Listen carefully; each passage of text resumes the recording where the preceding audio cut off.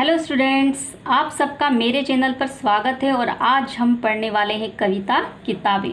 ये गुलजार जी की रचना है और गुलजार जी एक प्रसिद्ध कवि, पटकथा लेखक, फिल्म निर्देशक, नाटककार होने के साथ ही हिंदी फिल्मों के प्रसिद्ध गीतकार भी रहे हैं। तो आज हम पढ़ने वाले हैं कविता किताबें। इस कविता में कंप्यूटर के कारण पुस्तकों के प्रति जो अरुचि बढ़ी है, पुस्तकों और मनुष्यों के बीच बढ़ती दूरी और उससे उत्पन्न दर्द को बड़े ही मार्मिक ढंग से गुलजार जी ने पेश किया है।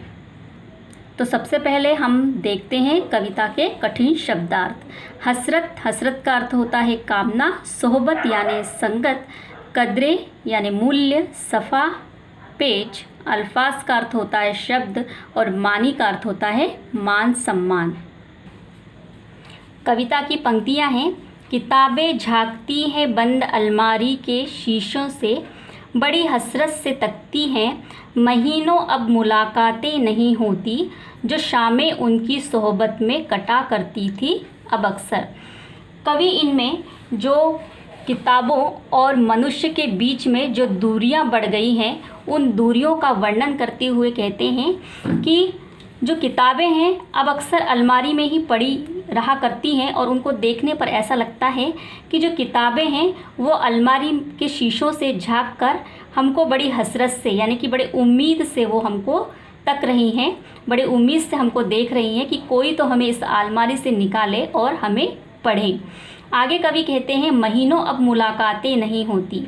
पहले तो लोग किताबें पढ़ा करते थे, उनके साथ हमेशा रहा करते थे, लेकिन अब जो किताबों का जो चलन है वो कम होता जा रहा है और कंप्यूटर पर जो वक्त ज़्यादा गुजारा जा रहा है, उस वजह से कवि कह रहे हैं कि अब तो महीनों मुलाकातें नहीं होती, यानी कि महीनों महीनों तक गुजर जाते हैं लेकिन किताबें जो हैं कोई पढ़ता नहीं है। जो शामें उनकी सोहबत में कटा करती थी अब अक्सर। सोहबत यानी साथ या संगत। तो वो कह रहे हैं कि शाम के वक्त में जब खाली वक्त हुआ करता था तब अक्सर किताबें पढ़ी जाती थी, लेकिन अब जो है वो वक्त अब कंप्यूटर के पर्दों पर गुजारा जाता है अक्सर, और इस वजह से वो शामें अब किताबों के साथ में नहीं कटा करती, यानी कि वो वक्त जो है अब किताबों के साथ में नहीं गुजारा जाता। गुजर जाती है कंप्यूटर के पर्दों पर, बड़ी बेचैन रहती हैं किताबें, उन्हें अब नींद में चलने की आदत हो गई है। जो कदरे वो सुनाती थी कि जिनके सेल कभी मरते नहीं थे, वो कदरे अब नज़र आती नहीं घर में, जो रिश्ते वो सुनाती थी। यहाँ पर जो है कवि कह रहे हैं कि अब जो हमेशा वक्त कंप्यूटर के पर्दों पर गुजर जाता है अक्सर, और इस वजह से जो किताबें हैं बड़ी बेचैन रहने लगी हैं और उन्हें अब नींद में चलने की आदत हो गई है। आगे वो कहते हैं कि जो कदरे वो सुनाती थी, यानी कि जो जीवन के मूल्य, कदरे यानी जो मूल्य हैं, जीवन के जो मूल्य किताबें सुनाया करती थी वो अब हमको नहीं मिल पाते, और जिनके सेल कभी मरते नहीं थे, यानी कि जो मूल्य वो हमें सिखाती थी, जो संस्कार हम पर डालती थी, वो अक्षुण्ण संस्कार हुआ करते थे, वो अक्षुण्ण मूल्य हुआ करते थे, वो कभी मरते नहीं थे। वो कदरें अब नज़र आती नहीं घर में, यानी कि वो जीवन जो मूल्य है वो अब घरों में नज़र नहीं आते। जो रिश्ते वो सुनाती थी, यानी कि एक परिवार के बीच के सदस्यों में जो मधुर संबंध हुआ करते थे, अब वो संबंध, अब वो मधुरता उन संबंधों में नहीं रही, उन रिश्तों में नहीं रही, क्योंकि अब अक्सर क्या होता है, किताबों की जगह कंप्यूटर ने ले रखी है। आगे देखिए, वह सारे उधड़े उधड़े हैं, कोई सफ़ा पलटता तो एक सिसकी निकलती है, कई लफ्ज़ों के मानी गिर पड़े हैं, बिना पत्तों के सूखे टूंड लगते हैं वो सब अल्फाज, जिन पर अब कोई मानी नहीं उगते। कवि जो है इन पंक्तियों में जो व्यक्ति और किताबों के बीच में जो दूरियां बढ़ गई हैं और जो संस्कार किताबें पढ़ा करती थी, तो उसका वर्णन करते हुए कवि कह रहे हैं कि अब रिश्तों में उधड़ापन सा आ गया है, यानी कि रिश्ते जो हैं वो बिखर से गए हैं, क्योंकि वो जो संस्कार किताबों से पढ़ा करते थे वो अब हम पर नहीं पढ़ते। आगे कवि कहते हैं कोई सफ़ा पलटता तो एक सिसकी निकलती। सफ़ा का अर्थ होता है पन्ना। जब हम किताब पढ़ा करते हैं अब तो एक सिसकी सी निकलती है, यानी कि किताबें उन्हें अब रोती सी नज़र आती हैं। आगे कवि कहते हैं कई लफ्ज़ों के मानी गिर पड़े हैं। और अब कंप्यूटर का चलन अधिक हो गया है, किताबें जो हैं कम यूज़ की जाने लगी हैं। उस वजह से वो कह रहे हैं कि अब जो लफ्ज़ हैं, यानी कि अब शब्दों के जो मान सम्मान हैं वो गिर पड़े हैं, क्योंकि जो जीवन मूल्य संस्कार हम पे पढ़ा करते थे वो अब नहीं पढ़ते हैं। इसलिए अब शब्दों में बदलाव आ गया है, परिवर्तन आ गया है। जिन शब्दों में मान सम्मान हुआ करता था अब वो मान सम्मान शब्दों में नहीं रहा, यानी कि उनके जो उनके मान सम्मान गिर पड़े हैं। आगे कवि कहते हैं बिना पत्तों के सूखे टूंड लगते हैं वो सब अल्फाज। और अब उनमें मान सम्मान नहीं रहा अल्फाजों में, शब्दों में, इसलिए वो एक बिना पत्तों का जैसे सूखा ठूठ होता है, यानी कि जो सूखा तना होता है झाड़ का, उस सूखे ठूठ की तरह वो अल्फाज जो हैं दिखाई देते हैं, क्योंकि उनमें क्या है, मान सम्मान नहीं रहा है। आगे कवि कहते हैं जिन पर अब कोई मानी नहीं उगते, यानी कि उनमें अब कोई मान सम्मान नहीं रहा, उनमें कोई आदर नहीं रहा है। इस वजह से वो बिना पत्तों के ठूठ की तरह वो अल्फाज सारे नज़र आते हैं कवि को। हाँ, तो यहाँ पर जो है कवि कह रहे हैं कि टूंड यानी होता है ठूठ, ठीक है। जो सूखा तना होता है बिना पत्तों का, जिस पर कभी भी पत्ते नहीं उगते, तो उसको बोलते हैं टूंड, और टूंड का अर्थ होता है ठूठ। तो वो जो अल्फाज हैं वो सारे सूखे टूंड की तरह अर्थात ठूठ की तरह नज़र आते हैं। जुबा पर जो जायका आता था जो सफ़ा पलटने का, अब उंगली क्लिक करने से बस झपकी गुज़रती है। बहुत कुछ तहबतह खुलता चला जाता है पर्दे पर, किताबों से जो जाती राब्ता था कट गया है।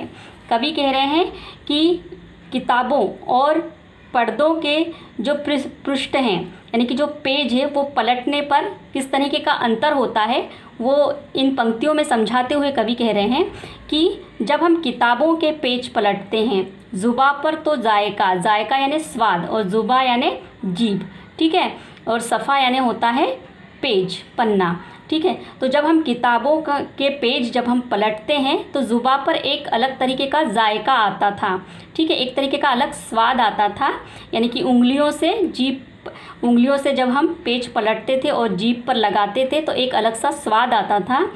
आगे कवि कहते हैं कि अब उंगली क्लिक करने से बस झपकी गुज़रती है, और झपकी गुज़रती यानी कि सिर्फ पल भर में, ठीक है, पलक झपकते ही अब तो उंगली को क्या करना पड़ता है, माउस पर क्लिक करना पड़ता है, और पर्दे मतलब जो कंप्यूटर का जो पर्दा होता है उस पर तह बतह यानी कि एक एक करके जो पर्दे हैं वो खुलते चले जाते हैं, ठीक है। जैसे हम किताबों के पेज पलटते थे तो उसमें क्या आता था, हमको जीभ पर एक अलग सा जायका, एक अलग सा स्वाद आता था। लेकिन अब हम कंप्यूटर के पर्दों पर हमको पलटने हो, मतलब कंप्यूटर पे हमें पेज पलटना हो तो सिर्फ एक झपकी लेते ही, यानी कि एक सिर्फ पलक झपकते ही जो जितना समय लगता है एक पलक झपकने में, उतने ही में ही हमें सिर्फ माउस पर क्लिक करना होता है, और तह बतह कई परतें जो हैं खुलती चली जाती हैं और पेज खुलते चले जाते हैं। जो हमको देखना है हम वो देखते चले जाते हैं। किताबों से जो जाती राब्ता था कट गया है, और इस वजह से क्योंकि सबसे ज़्यादा जो हम काम हैं वो अब कंप्यूटर पर करने लगे हैं, और इस वजह से किताबों से जो जाति यानी कि व्यक्तिगत, जाति यानी व्यक्तिगत, और राब्ता का अर्थ होता है संपर्क या रिश्ता। तो वो जो निजी हमारा जो संपर्क था, निजी जो हमारा रिश्ता किताबों से था वो अब कट सा गया है, यानी कि टूट सा गया है। आगे कवि कहते हैं कभी सीने पे रख के लेट जाते, कभी गोदी में लेते थे, कभी घुटनों को अपनी रीहल की सूरत बनाकर नीम सजदे में पड़ा करते थे, छूते थे जबी से वो सारा इल्म तो मिलता रहेगा आइंदा भी।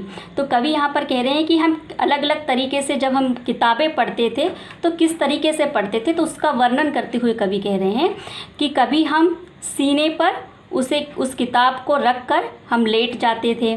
तो कभी हम क्या करते थे, गोदी में किताबों को रख कर पढ़ा करते थे।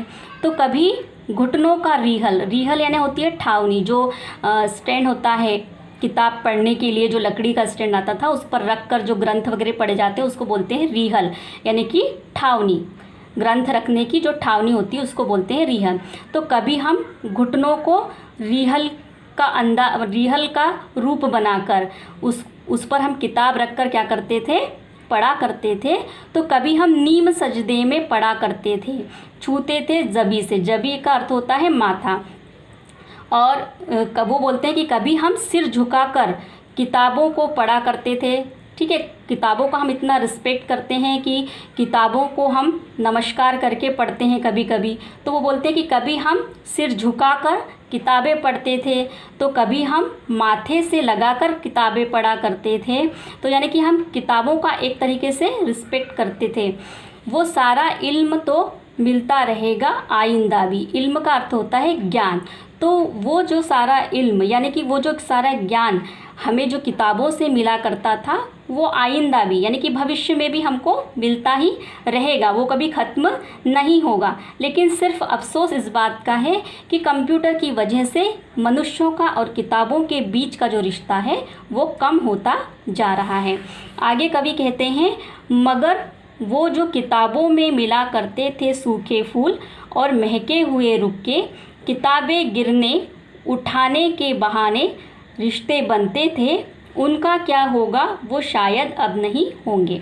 कवि कह रहे हैं यहाँ पर कि मगर वो जो किताबों में मिला करते थे, पहले एक दौर हुआ करता था जब किताबों में हमेशा फूल रखा करते थे और कुछ दिनों बाद जब वो किताबों को खोला करते थे तो सूखे फूल उनमें मिला करते थे, तब हमें उन क्षणों की याद आ जाती थी। तो यहाँ पर कवि उन्हीं बातों का वर्णन करते हुए कह रहे हैं कि कभी जब हम वो पढ़ा करते थे तब हमें किताबों को खोलने पर सूखे फूल मिला करते थे। कभी महके हुए यानी कि सुगंध से भरे हुए हमें रुक्के यानी चिट्ठी होती है, पत्र मिला करते थे। क्योंकि जब हमारे अपनों की चिट्ठी आया करती थी तो हम हमेशा उनको किताबों में रख दिया करते थे। तो किताबें खोलने पर हमें वो चिट्ठियाँ मिला करती थी, तो तब हमें उस व्यक्ति की याद आ जाया करती थी। तो महके हुए रुक्के, महकी हुई उन यादों से महकी हुई वो चिट्ठियाँ हमें अक्सर मिल जाया करती थी किताबें पढ़ने पर। आगे कवि कहते हैं कि किताबें गिरने उठाने के बहाने रिश्ते बनते थे। तो एक दौर ऐसा भी था कि जब किताबें गिरने और उठाकर देने पर एक नए रिश्ते तैयार हो जाया करते थे, नए रिश्ते बन जाया करते थे। अब उनका क्या होगा, यानी कि अब किताबों का चलन बंद हो रहा है, तो अब ये जो सारी बातें जो हैं कि सूखे फूल मिलना है, ठीक है, महके हुए जो रुक्के मिलना है, और जो किताबें गिरने और उठाने के बहाने जो रिश्ते बना करते थे वो अब नहीं होगा। यानी कि वो सारी चीज़ें अब नहीं हो पाएंगी, वो शायद अब कभी नहीं होगा, ऐसा कवि कह रहे हैं। आपको अगर मेरा ये वीडियो पसंद आया होगा तो ज़रूर मेरे चैनल को सब्सक्राइब करें। Thank you.